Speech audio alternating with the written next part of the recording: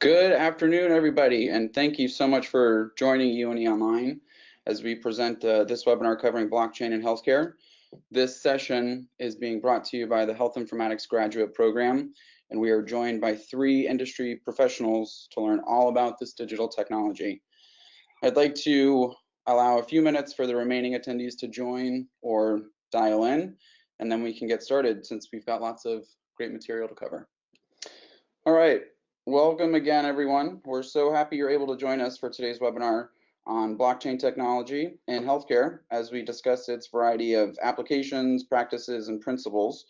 Before we jump into the content, I'd like to review the agenda for today's session and start by introducing myself and my UNE Online colleague with me.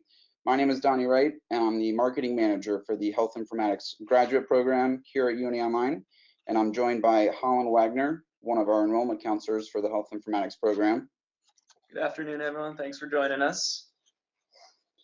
All right, let's go ahead and take a look at what we'll be covering this hour. As I mentioned, we're so excited to offer this episode to you all based on continued feedback and questions around the topic of blockchain, and even more excited to present it with 3 speakers, each offering their unique perspective in the field. First of those presenters is going to be Sean Mannion, the CEO of Science Distributed, who will describe for us the blockchain healthcare ecosystem and help define what blockchain is. Following him will be Rob Dolce, President and CEO of Azune USA. He'll introduce track and trace practices in pharmaceuticals. And lastly, we will close with Todd Kitchens, Doctor of Osteopathic Medicine and co-founder of Idian Inc., to highlight patient identity, security, medical data, and finance through blockchain. Each of them will expand a little more on their professional background and unique experience as they present. Following all of these presentations, we'll be having a Q&A segment for you, the audience, to have your questions answered by our experts. Please continue to send your questions throughout the webinar, and we'll be sure to have them answered in our wrap-up. Throughout the session, we will also be providing opportunities for polling, just so we can get a better sense of who our audience is. We welcome and appreciate all who participate. And the same applies for the brief 3-question survey that will follow this webinar. With that, I'd love to get things started with our first speaker, Sean Mannion, again, who will be discussing the blockchain healthcare ecosystem. Sean, I'd like to pass it over to you. All right, and can you see my first slide? It says blockchain information tracking. Yep, we sure can. Outstanding. My name is Sean Mannion. I am CEO of Science Distributed. I also work as Vice President of a nonprofit, American College of Military Public Health. My background is as a neuroscientist turned research administrator for the Defense Department. I used to oversee a research network of traumatic brain injury research, and it was there that I first discovered what blockchain was and what it could do in 2016 when the Office of the National Coordinator for Health and Human Services held a white paper contest called, what can blockchain do for healthcare and research? I became very excited about what it could do, but the movement in the federal government is sometimes slower than you would like. So last year I stepped away and started a new company called Science Distributed. We are looking to innovate how researchers come together and using blockchain as a trust mechanism, but right now it's very early on in what I call the education and advocacy area. So today I'm just going to talk a little bit about blockchain, about what it can do for healthcare and for the health sciences research field, and then also what the ecosystem looks like. As I mentioned, I'm a neuroscientist. I am not a tech person. This is important for a couple reasons. One, I'm not going to be able to answer any deep technical questions, though I can put you in touch with people who do. But 2, I have a different perspective than a lot of the tech folks have, and it's only working together between those who are strong in the tech area and those who are strong in the health and research area that I think we're going to make a lot of progress using this technology in the field of healthcare and health sciences. I think it's important to look at it that way. This is like a car that we can drive to a lot of different places. I'm more interested in where we can drive the car and how to drive the car, but there's people, there's engineers, there's mechanics who are very good at figuring out how to build the engine and what that engine needs to work optimally. First and foremost, because I don't know the audience here, so I don't know how advanced everyone is, but from experience, I found that a lot of people are still getting to know blockchain, and most come into it from the realm of cryptocurrency and Bitcoin. So I like to stress that blockchain is not Bitcoin. Bitcoin is a financial application, a cryptocurrency application of blockchain, and it is the first, the biggest, and the most mature at this point. But it is only one of many. Blockchain is a multi-purpose type of thing, not unlike an operating system for Windows or for Mac. There's a lot of different applications you could put on there and a lot of different ways you can use those applications. Bitcoin is one application that can be run on such a system, and there's an infinite number of different applications for blockchain, as well as different types of blockchains and other types of distributed ledger technologies. Not going to go too deep into the tech here, and forgive me, I'm not sure how to bring that to the forefront. Well, the stuff on the right side, forgive me, you're blocked by my screen a little bit, but this is something available at Block Geeks and all over the internet. And it's a basic overview of what it is blockchain is. It is a peer-to-peer distributed ledger system. It is a way of tracking information of whatever type you want to put into that system and the users want to use. For cryptocurrency, you think of it as a financial transaction that is being tracked, and that financial transaction is validated automatically by the system and the users of the system. And I think that's the key area where I want you to focus on about the mechanisms today, because those, if you look where it says validation, the network of nodes validates the transactions and the user status using known algorithms. Those algorithms are what's defined for the system by those who create the system, which can be a single entity or could be a group of people. I think when you get into complex systems like healthcare and research beyond financial, those systems of data and the algorithms that manage them become much more complex and are going to require a lot more people to give input, providers, healthcare specialists in the case of healthcare, and researchers in the case of research in order to get those algorithms right. Not to dive into that, that's a little bit of a hand wave, I know, but in the time that we have, I just wanted to stress that those algorithms, what is built into the governance protocol of a blockchain itself, varies from use to use, and is one of the key points that you need to capture what the workflow, what the data flow in the particular system you're using it for is at that point. Here's another thing I do like to stress, and here I quote my friend Samson Williams, that blockchain isn't hot sauce, and you can't just put that stuff on everything. The bottom line is blockchain and distributed ledger technology is a very new, exciting application of tech, but of also business process or data process. And people are experimenting in a lot of different fields with where it can be used. That doesn't mean it's always going to help, and that doesn't mean it's always going to be something that allows you to really make it of value to implement. It might be overkill.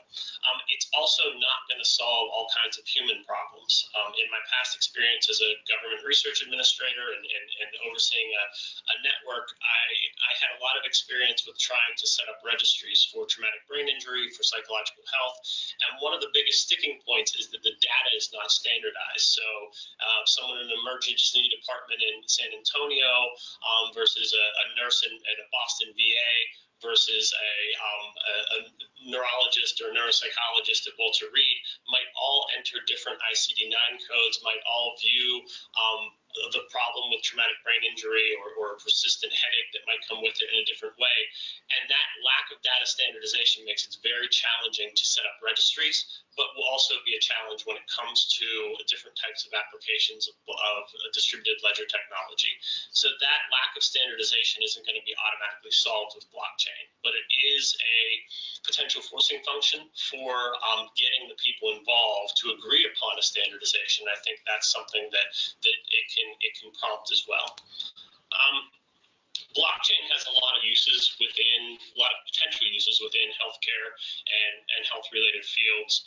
And one of the later speakers is going to go into a little bit more of pharmacology and drug traceability, but I think overall the supply chain application of blockchain technology is one of the more immediately impactful and starting to be utilized. There are some that view the ability to track a drug from manufacturer to the user, the patient, by dose, so that you can know exactly where every dose came from and exactly where it's going, thereby cutting out fraud, cutting out lots of problems that occur along the way, would be a tremendous application of tremendous value for this technology.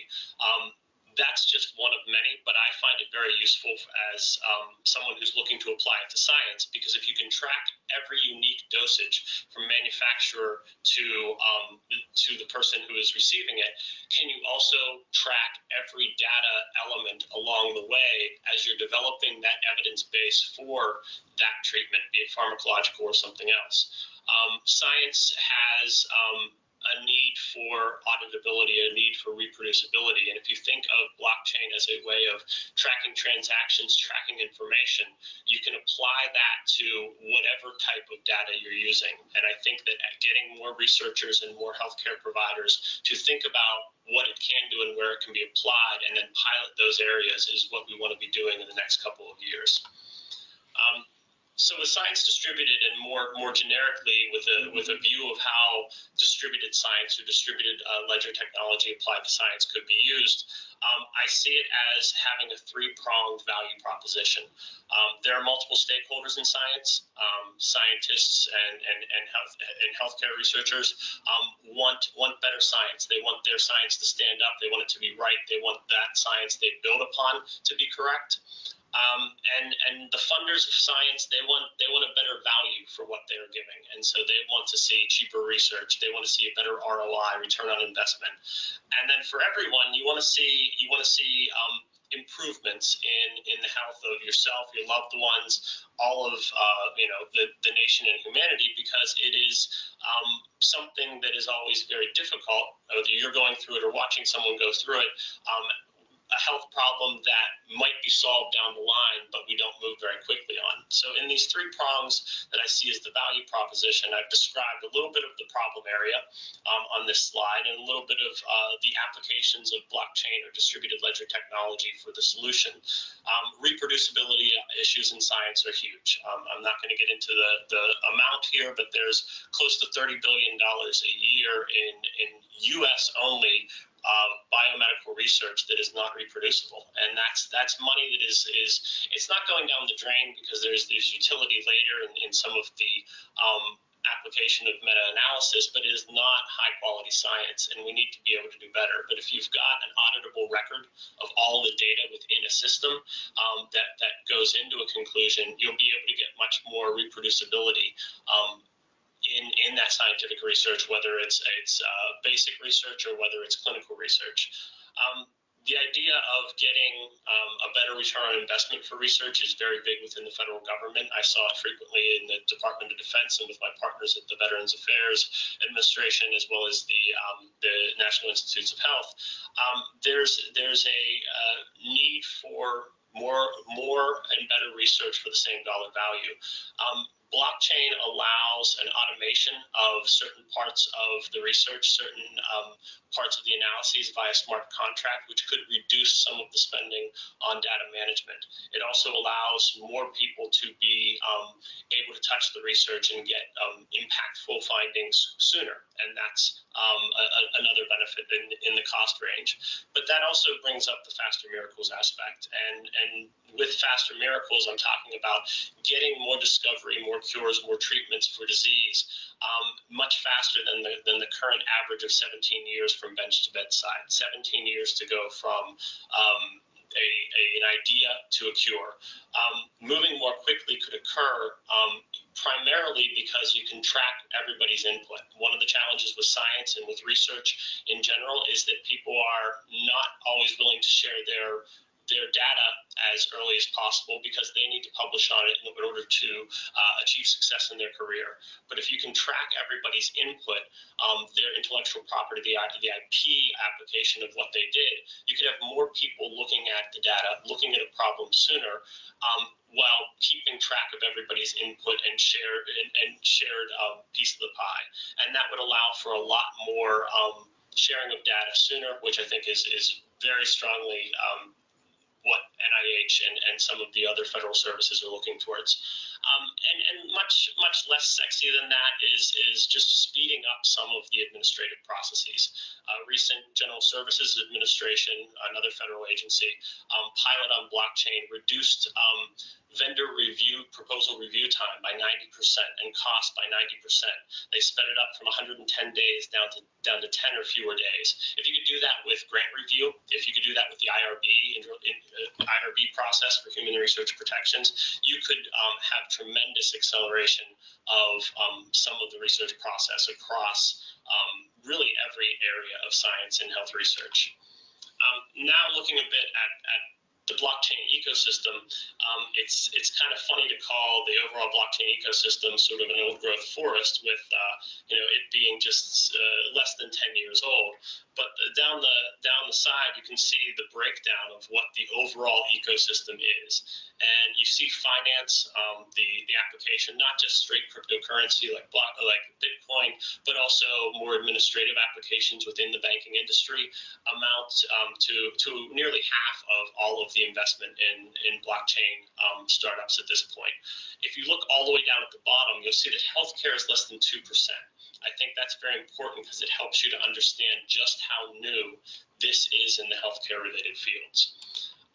Looking more at the blockchain healthcare ecosystem, I represent this as sort of a new growth forest. There's not even solid numbers that I've seen. I track about 200 different blockchain related healthcare startups, and even that's a little bit hit or miss. Some are larger groups, some are smaller groups. There's also some more traditional healthcare agencies like Change Healthcare who are getting into the mix. But that usually breaks down into key areas of looking at how it can transform electronic health record, looking how it can transform provider identity and patient identity, the payments application, its application to healthcare, health insurance fraud and Medicare fraud is something that's being looked at very, very intensively. Supply chain, pharma, and devices, there's some great early pilots going on. And then clinical trials, which is a little bit more into the science area that I've been interested in. And in that science area, the blockchain health science research ecosystem is, simply put, just getting off the ground. There is a handful of new startups involved in this area, and just a handful of the traditional groups like Nature Publishing that have started to look at blockchain for things like publishing, data auditability, and other applications. We're in a very new and exciting time for that. I'm very pleased to be part of it, but I think that a lot more work and engagement with the healthcare and the health science community is what's needed right now. I'm going to wrap things up there and just leave questions until the end. But if anybody wants to get a hold of me, I am always available by email, or use the email. You can find me on LinkedIn. There's a weekly free blockchain healthcare situation report that I put out to several hundred readers. It's just a collection of news and events of what's going on in blockchain healthcare and the way we used to brief the executives or brief the generals, and it's short and sweet, but it links to more information. And then we are putting together a science distributed blockchain pilot. If anyone is interested in being involved in that, it is specifically for academic researchers. We're developing it in, I guess, what you'd call a backwards way. For some, we're going people, ideas, things in that order. So we're building up a network first, and once we feel we have sufficient network and focus on where we want to go, we're going to use human design thinking approach to figure out the key pain points and figuring out what those areas are that we want to target in that pilot, and then we're going to use that group to work with some of our blockchain architects and developers to develop the protocol, develop the governance, and build the blockchain with that in mind, so it fits what the researchers are doing rather than tries to push upon them a new workflow. With that, I will hand it back to Donnie, and thank you all for listening. Awesome. Thank you so much, Sean. There are a lot of good information in what you presented. I especially liked your note on the need for healthcare providers to get involved, just to kind of support the growth of blockchain and really accelerating that, as you said, bench to bedside process. So again, thank you for presenting that information for us. Before we move on to our next presenter, we want to invite everybody to take our first poll of the session. Just again, to get to know our audience a little bit better. We're curious to know where you guys are coming from. Where do you currently? All right, we'll go ahead and close that poll. Looks like the majority of our attendance is coming from education. So that's great, followed very closely by healthcare and health IT. So that is excellent to know. Thank you again to everybody that's joining. As we continue to present our speakers, we'll continue to have those polls. We'll have 2 more before the session wraps. So if you didn't get a chance to participate in that one, please be sure to hop on the next one. All right, our next speaker is going to be Rob Dolce. He is the president and CEO of Azune USA, and he's going to be covering the use of blockchain within track and trace practices and pharmaceutical companies. Rob, I will pass it off to you. Unmuted. Okay, so can you guys hear me? Hello, hello. We can hear you just fine. Okay, perfect. So, and you can see the screen, right? You can Yes. indeed. Okay, so, well, thank you very much for this conference, and thank you, Sean, for making my life easier, because your presentation is a great introduction to my focus on track and trace or supply chain. Azune, just a brief note, we work on what's called Internet of Things. That is a very complicated thing that basically is about making sure that we extract data from all sorts of things and either bringing that up to the cloud or keeping it to the machine or to the lower level. We can run machine learning and do all sorts of nice, cool stuff. We got the Cool Band Award for this type of work in 2016, which is just one of the industrial things. So my focus, my work is in manufacturing and distribution, and I work for a pretty large number of the major pharmaceutical companies in the world. So as I just try to, okay. So just to set the scenario of distribution generally, which is really important, we have to appreciate how the number of products or stock keeping units, as they're called, has accelerated substantially since 2008 and keeps accelerating. And that is absolutely true for the pharmaceutical sector. Also, a key driving force for pharmaceuticals is that price differences and price gaps are huge in the market, in the domestic market, between the generic product and the one that your physician prescribes. Across the border, you've all heard Vermont passed a law very recently that you can now import pharmaceuticals from Canada. And of course, it's obvious how, well, it may not be obvious, but you should know that even when a certain pharmaceutical, let's call it insulin for sake of argument, being produced in Ohio by one of the major pharmaceutical companies, is produced just in one place, and again, it's in Ohio, that product, that same syringe, that same thing, is actually sold at extremely different prices between the US, Canada, Europe, Asia, Africa, and so on and so forth. And you would say, well, why is that? Well, because all sorts of regulations step in, and I'm not going to do any microeconomics type of discourse here. But the important fact is that we recognize that primary care providers, as well as patients, and primarily patients, actually have a big interest in making sure. Can you still hear me and see me? Because I'm seeing a strange message from GoToWebinar. Can you guys see me and hear me? Yeah, we can see you and hear you. Okay. I got a strange message from GoToMeeting. Okay. And so what happens is that there is lots and lots of pressure in managing and controlling the distribution channels. And last but not least, the problem of faked products. You should know that just around 1 million boxes of contraceptive pills make it to our market every year, and that on average means about 200,000 babies being born and not originally planned for.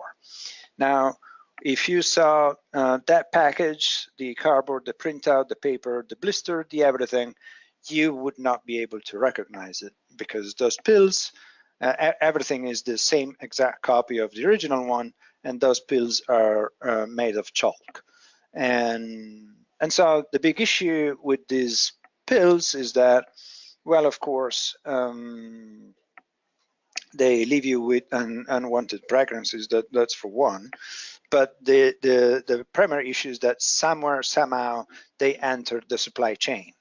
And so lots of people get paid lots of money to investigate and understand how these things happen. As we move forward again. Okay. So because of that, we have a huge growth in the importance of the transparency of track and trace, and the need to disrupt what used to be, what still are today, for the major part, centralized models of distribution. Because this information is in silos, and the owner of those silos are messing things up and are not doing anything to actually support the efficiency of the market.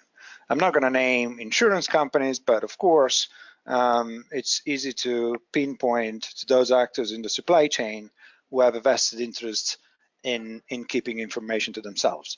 And therefore, it's also obvious how, from a grassroots movement, from a patient point of view, and also from a primary care provider point of view, it makes perfect sense to work on technology that increases the degree of transparency and control of that type of information. And the blockchain is a very good answer to this type of questions. So in the case of pharmaceutical company, we have distributed versus central type of supply chains. Of course, there is all sorts of regulations. And again, a big effort towards disrupting the central way of supply chain management is all the price gaps, price differentials that you find in the market. And that means that there is more and more of a movement towards a democratization of the exchange of physical information regarding the physical aspect and the information aspect of the pharmaceutical product. Of course, the blockchain is not the single technology solution that solves everything. There are issues with tagging, with tracing, the packaging, the pallets, and everything. So the IT solutions actually are much wider than just the blockchain. But the importance of the blockchain is to be able to basically track that single package of, again, insulin that got filled in today somewhere in Ohio, and trace it throughout through to final destination, regardless of the different companies and different actors, stakeholders that have stepped into the supply chain. From a schematic point of view, therefore, a system of supply chain has these elements here. So you have elements of RFID or warehouse, logistics, and automation. You've got an issues of tracking and monitoring the product itself, its packaging, its case, its pallet as it moves along. The issue of asset management, because again, those products will be brought into containers, into other things to final destination, and the issue of store management. So understanding how things are stored and kept secure in the point of sale.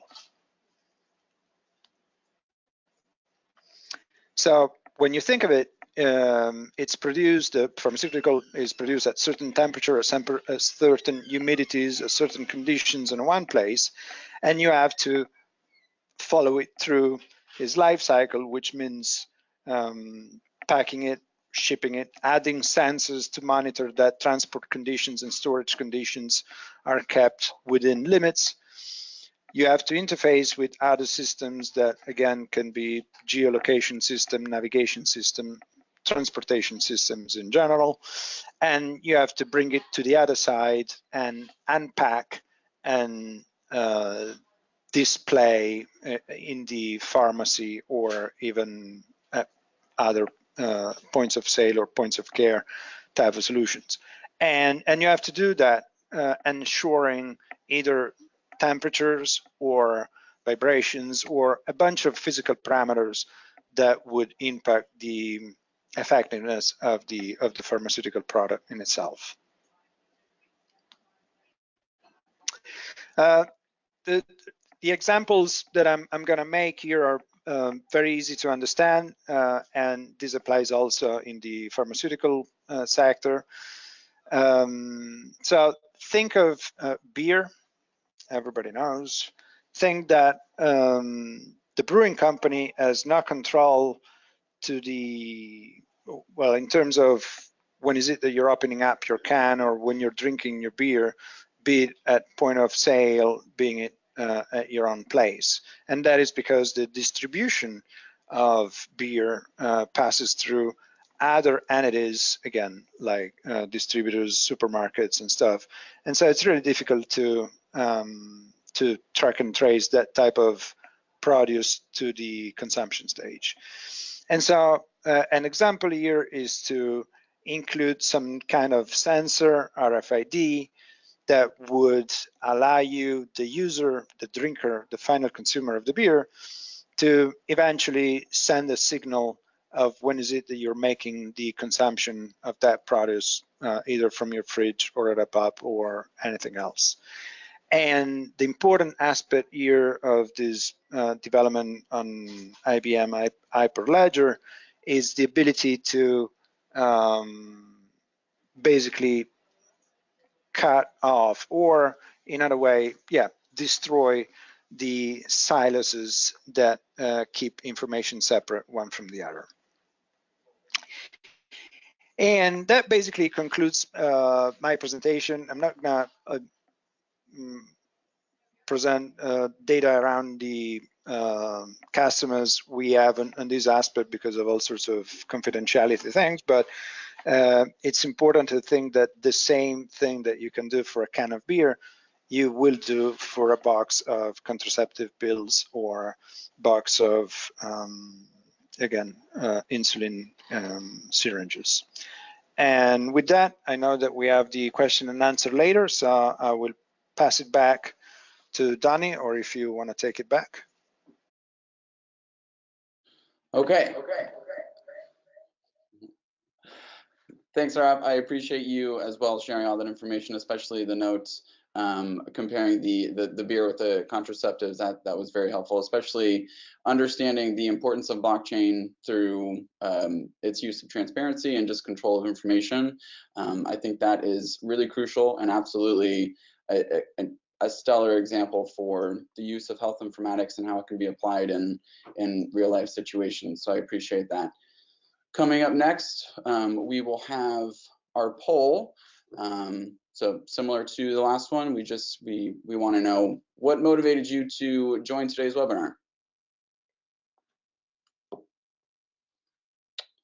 All right, thank you to everybody that answered. It looks like the number one answer was self-interest. So that is awesome that everyone has an invested interest in this technology as we continue to see more and more of it in our everyday lives. Our next speaker is going to be, our last speaker as well, will be Todd Kitchens. He is a graduate of the University of New England College of Osteopathic Medicine and co-founder of Idian Inc., based in Maine. He'll be sharing his work centered around patient identity, security, medical data, and finance. Todd, I will pass it off to you. Hello, can everybody hear me? Yep, sure can. Perfect. Well, thanks everyone for having me. Thank you, Donnie, for the invitation, and both Sean and Rob had some very interesting points that hopefully I can build off of, and I'll try and maybe stimulate some thoughts around use cases and ideas of where this technology is heading.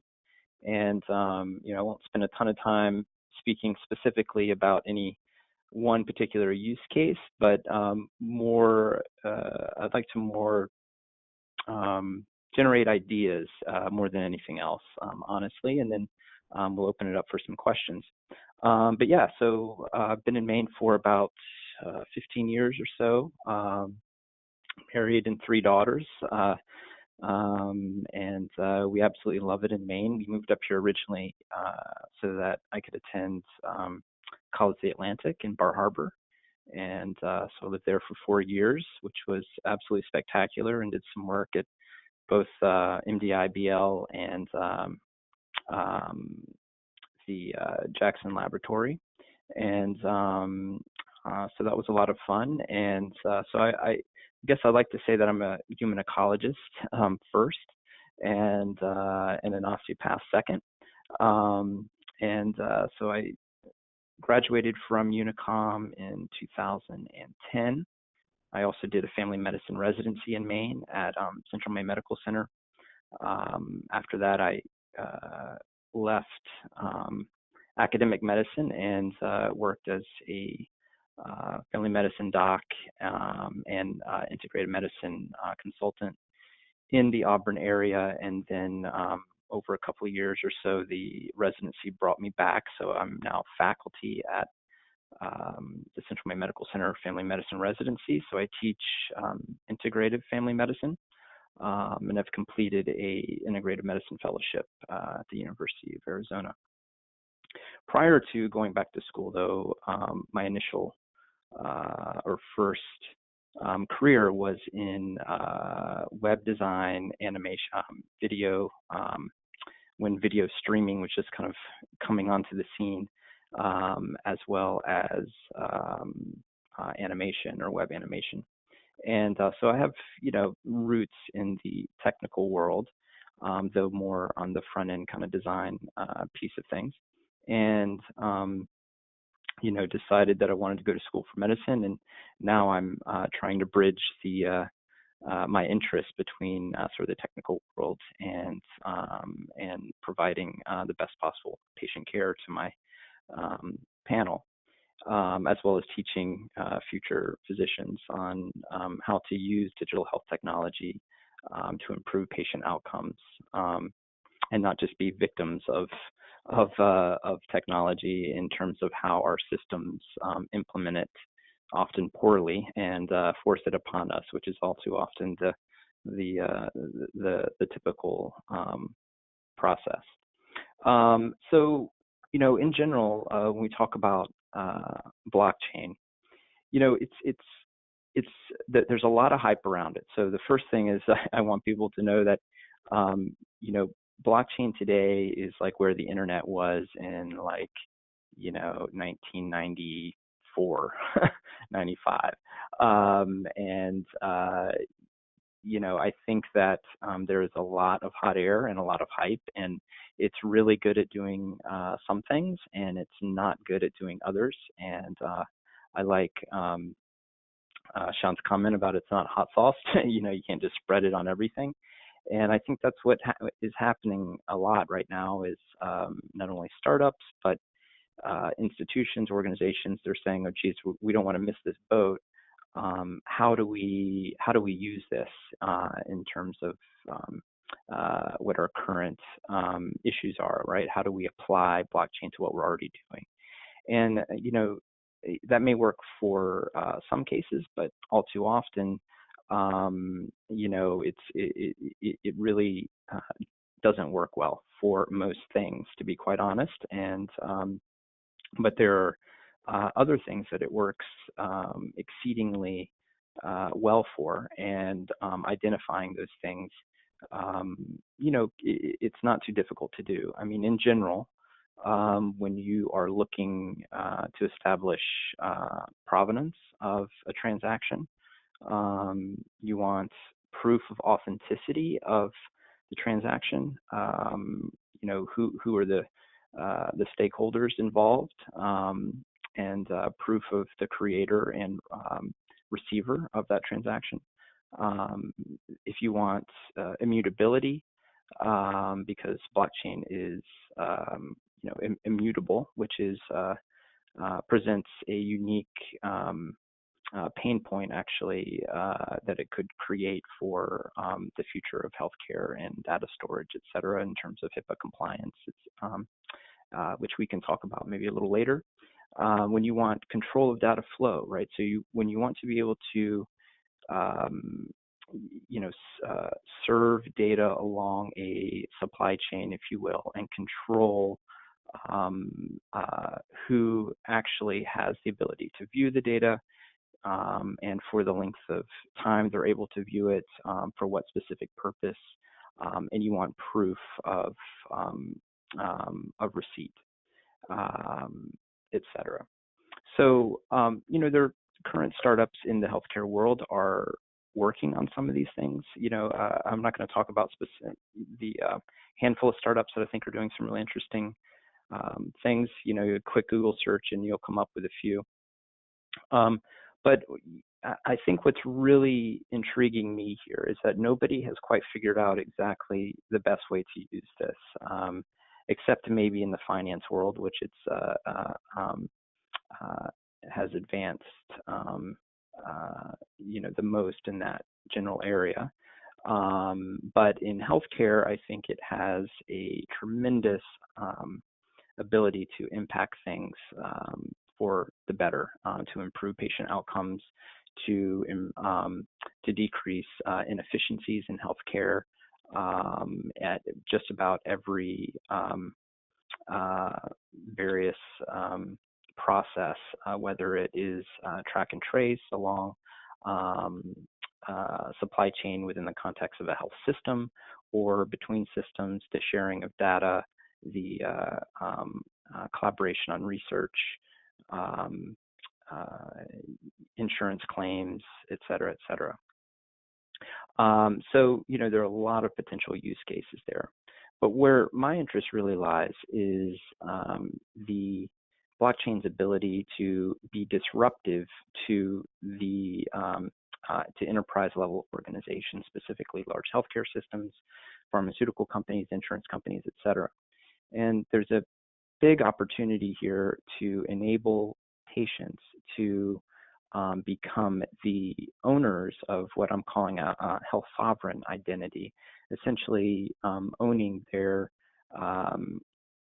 medical data in a way that puts patients in the driver's seat, not only of who they share that data with, but if they give permission to share that data, or give permission to an individual to view that data or use it for a research project, et cetera, that they can be incentivized to do so through tokenization, et cetera. So I'm really interested in how to empower patients at the grassroots level, which will require healthcare providers getting involved and supporting this, but also the development of systems or applications that enable providers and patients to interact in new ways that are may be similar to the ways in which we are doing things in some ways, but they're also new opportunities for how how the practice of medicine, especially at the point of care, can be done, right? I really think it is important over the next decade or so that we get away from this concept of one doctor and one patient behind a door having a visit, and it's not sustainable moving forward, especially as we move towards more quality-based care and the recording of quality metrics, et cetera, et cetera. The demand on a physician's time at the point of care is largely consumed with completing tasks that are completely unrelated to direct patient care.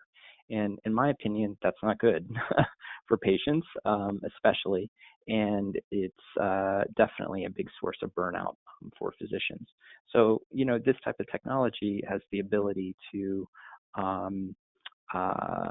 give patients back a bit more control over how they consume healthcare, and then, in my opinion, start wielding a little bit of that power, because once patients own their data, then they can start leveraging the health system in which that serves the community in which they live. So, one thing I will talk briefly about is, there are a lot of different blockchain platforms that are coming online. Nobody's quite figured out exactly, which one is going to be the best one. Maybe the best one hasn't even been developed yet. So, there are a lot of, if you think about all the stakeholders involved in the development of the technology itself, it's mind-boggling, because you have the developers who are building the technology, you have the entrepreneurs who are trying to figure out how to capitalize on the technology. There are good actors and bad actors in that bucket. You have the institutions or systems that are trying to figure out how to improve efficiencies. And then you have the regulators who are trying to keep up with the developers in this space, which is almost impossible to do. And then at the very end, you have the users, so the people that are actually going to be using this thing, because ultimately, in order for it to succeed, people have to actually use the technology in the first place. So that brings me to my next point, is that users aren't going to begin to adopt this technology until it's reached a point where the UX or user experience design of the applications actually fits into the way people are already consuming technology, right? So, and then there can be a transitional phase where maybe we change the way people are interacting with the technology, but that's not going to be an overnight process. So one of the things that or communities that I've become pretty active in lately is this community that is building the Definity network or platform. That's DFINITY. I encourage you to look it up. And they're calling it the blockchain computer of the future. So what we're going to start seeing is a transition to what is being called Web 3.0, and there's a lot of information out there about that. But the internet is really shifting in design to a blockchain foundation, and Definity is really poised to be the underlying technology that runs that. The developers they have working with them are from Google and a bunch of other companies. They have some of the world-renowned cryptographers working with them, and multiple PhD computer scientists that have just done amazing work in this field. And so it's a complete all-star cast that's building this blockchain computer. And just to give you an idea, the Bitcoin blockchain, which not talking about Bitcoin cryptocurrency, but Bitcoin blockchain, takes about 2 hours to reach consensus and finalize a transaction. The Ethereum blockchain is about 10 minutes, so that's the next biggest blockchain after Bitcoin. And then the Definity blockchain will reach finality in about 1.5 minutes of transaction. But through this really interesting process of validation, which is a completely novel way to validate transactions, they're able to complete transactions in about 7 seconds. So it's a order of magnitude faster than the others, and that's really what's necessary in order to start developing business class applications that can run on this type of technology. What's really interesting is that it also allows somebody through, like a developer, through the use of functional programming languages like Haskell, and a new type of compiling technology called WebAssembly. It provides a very low threshold to entry because WebAssembly, or WASM, is it compiles from multiple languages. So current web application developers, they may develop in JavaScript or PHP, etc. And currently, those technologies don't work on the blockchain, right? You have to design something completely separate, what we're calling a decentralized application. They only work on the blockchain, and they're not that secure because in order for people to interface with them, they have to use a standard website to do so, and which puts users at risk. So the way that Definity is being built is it basically allows web developers to build applications using known languages and then compiles it to the blockchain using WebAssembly. So it really lowers the threshold to start developing new applications. And I think that in the very near future, we're going to really see an explosion around this. So anyway, that's the kind of the one plug I'll put in there to sort of keep an eye on, because once users really, or developers are really able to start building this without having to learn a completely new type of technology to build on top of, we will start to see an explosion in use cases and really new fields just open up to this technology. So I've sort of hopped around a little bit here, but I would like to sort of open it up and maybe take some questions around specific interests around use cases in healthcare, et cetera. And maybe we can have a bit more of a discussion around that. Awesome, thank you, Todd. I liked a lot of the descriptor words you used for blockchain, like disruptive and immutable. That's definitely what we're noticing as we continue to do the research and the information that students are bringing to us. So I appreciate you touching on that as well. Definitely interested in the computer system that you mentioned, the Definity. We might want to talk a little bit more about that in the question portions. But Todd has concluded our presentations, and now we'd like to jump into some questions from our audience. We want to provide the opportunity for you to ask these three experts anything you want to know about blockchain. As Todd mentioned, you're welcome to ask any case uses within healthcare. We also have Rob and Sean, who are still with us, available to answer some questions. But before we get into that portion, continue to submit them. But before that, we'll kick off our last poll, just to kind of get a sense of what you'd like to see next from our webinar series that the program will host. We'll close that one. Thank you to everybody that's participated in the poll. The information that everyone has shared has been really helpful for us, just to get a better idea of who we're talking to and how we can continue to make these great. With that, we will jump into some questions that we got from our viewers. What I'll do for Sean and Rob and Todd. We'll go ahead and unmute all three of you so that way you're able to answer the questions. Let's see.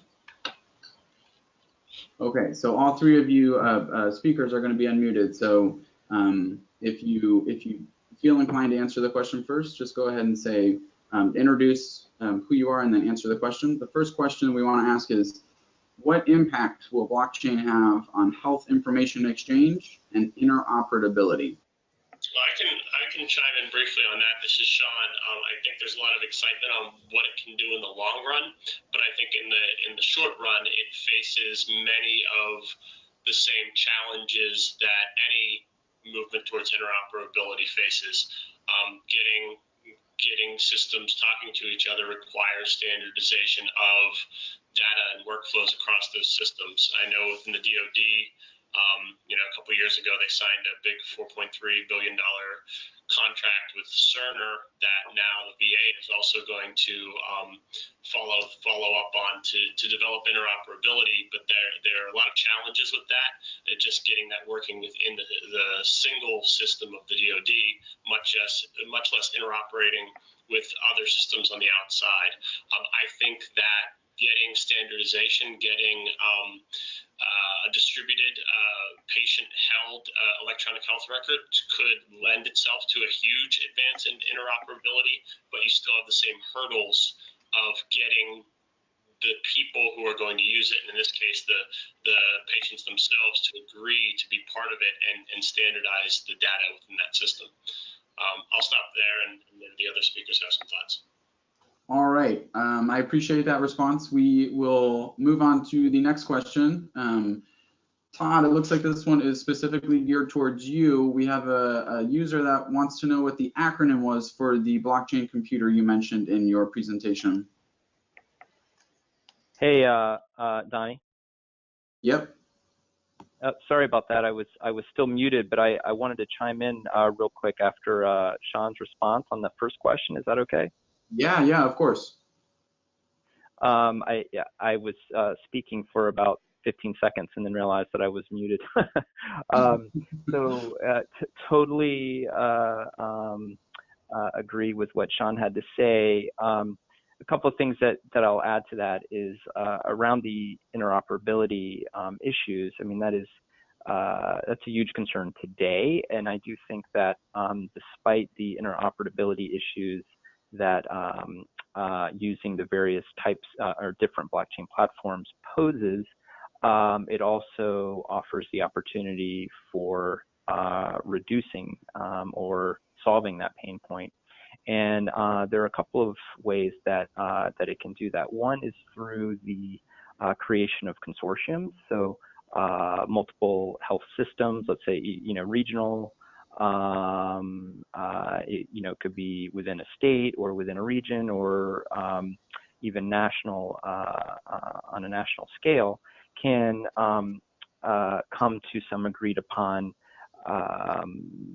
platform, which is usually the way it happens, right? A consortium decides we're going to use X platform, or we're going to develop a new platform for maintaining interoperability between consortium members, et cetera. So that's something we're going to see a good bit of moving forward. But there's also the in current development, several organizations that are building what they're calling polychain technology. So it's not blockchain specifically, but it is it's a blockchain agnostic middleware layer that is essentially like plugs in and takes information from one blockchain and parses it and then pushes it to the new blockchain in the new format. So we will be seeing a good bit of movement on that front as well. But in terms of the ability to share data securely, improve HIPAA compliance, maybe even potentially, I stopped short of saying you know, to completely disrupt that stakeholder in this process, because I do think there's a place for HIPAA,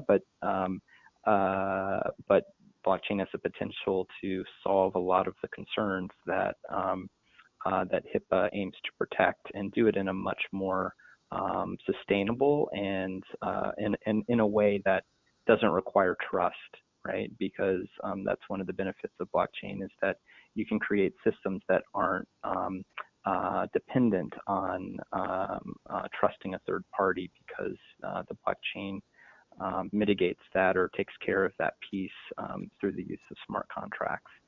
So I'll stop there and we can take the next question. But I do think it's definitely a pain point that blockchain can solve. Okay, great. I appreciate you expanding on that answer, and in addition to what Sean said. Our next question that we are going to go into is specifically for you. You had mentioned a blockchain computer system. I believe you said it was Definity. One of the users wants to know what the acronym was for that computer. The acronym, it's just, For it's like the spelling of Definity, right? Like infinity, but spelled with a D with no I. So it's DFINITY. And yeah, you can just do a quick search. It's going to come up, and there are a bunch of videos out there, and you can take a look at it. Okay. We'll get to one more question just for the sake of time.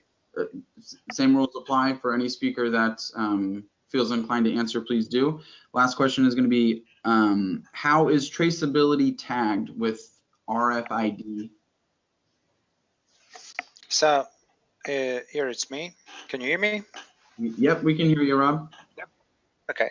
So what happens on the packaging normally of the, again, whatever the product is, we have different options in terms of identifying that package, and it could be barcodes, QR codes, near frequency NFCs, or RFIDs.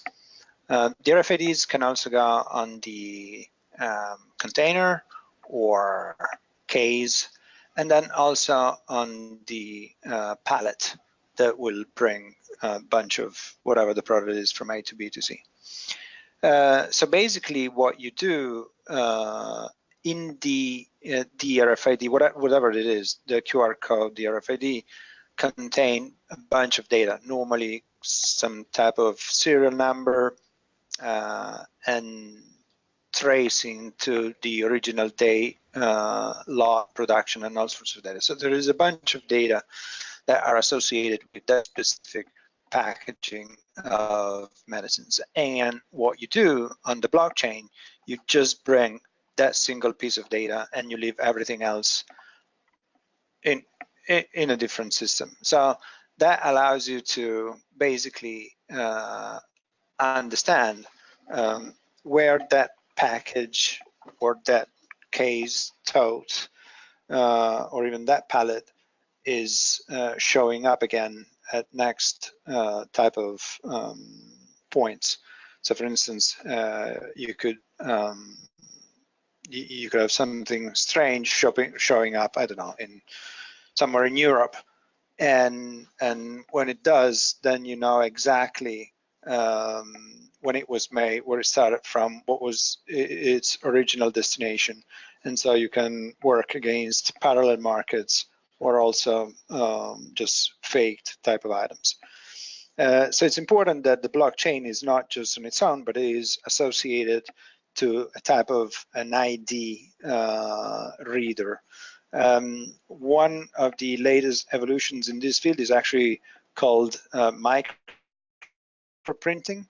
And so basically specific, special printers will print an invisible code on the packaging that can only be decoded basically through an encrypting key, and that is what you have on the blockchain. So what you do with that, again, you keep track of the movement of the package, and And the blockchain does that, but the data point is the identifier that you have on the packaging.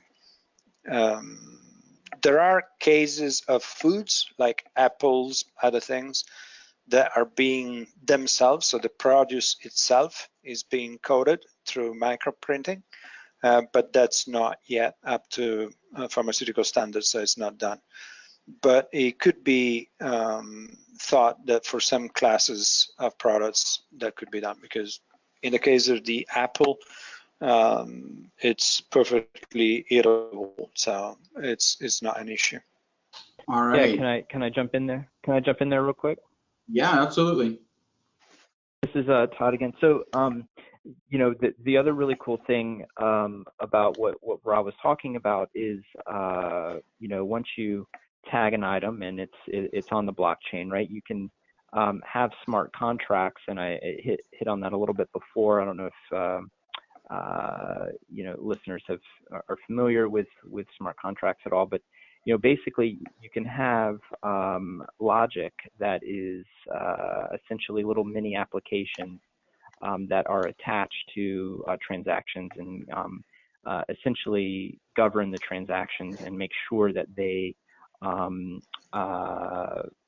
progress along a very specific path. And you know, so there's a lot of, you know, if this then that, right? So if such and such package doesn't make it to the place that it was intended to make, but it ended up going somewhere else, then the application or the smart contract knows exactly what to do, right? And then that can be linked to some type of machine learning algorithm, artificial intelligence that then says, okay, well, you know, this apple is no longer edible for humans to eat, but you know, it's you know, still worth something to somebody else, and then the system can essentially make that happen without human interaction. So it's so that's what, you know, smart contracts are really powerful in that sense. Okay, yeah, and I know Sean had touched on smart contracts briefly when he was presenting, so thank you for adding that note as well. With that, I would like to close out the webinar just for the sake of time. I so appreciate all the speakers for joining this session and all the viewers that tuned in to participate. UNE Online was very excited. The Health Informatics program, graduate program, was very excited to share this with everyone. And we appreciate not only the participation, but just being a part of the learning as well. We're happy to bring this information on blockchain to you. And again, thank you to our presenters for sharing their experience and their expertise within the area. As we close out the webinar, you'll be prompted with just a brief 3-question survey. And like I said earlier, all your input is completely valuable, and we appreciate any comments or thoughts that you'd like to share. But we are able to wrap this up. And again, Sean, Rob, Todd, thank you so much for being a part of this and participating in this for us. Thanks a lot. All right, take care, guys. Bye-bye. Thank you. Bye-bye.